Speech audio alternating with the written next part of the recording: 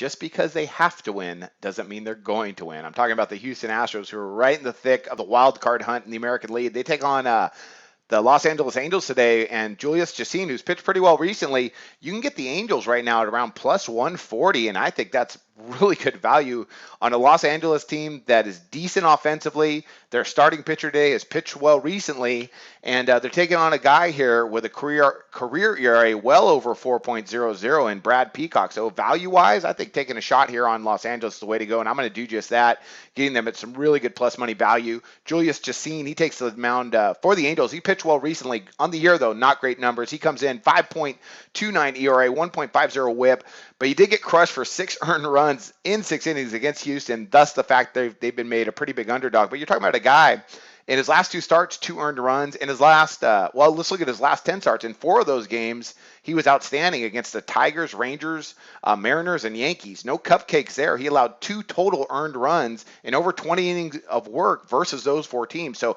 he has the ability to come in and pitch a good ball game. No pressure on him. Might as well come in and just let it go. So he could come in and shut an Astros team down that hasn't done much offensively, in their last several games. Los Angeles offensively, not great, but still you're talking about a team with Mike Trout, with Albert Pujols, and also a team that ranks first in Major League Baseball in strikeouts. They strike out the least out of any team, so they could give this guy right here, Brad Peacock, a bit of trouble. Peacock comes in, his numbers, 2.86 ERA, 1.05 whip. That's just in 8 appearances, though, and he's not quite as good as those numbers with a career ERA, again, hovering over 4.5 actually, and a decently high whip.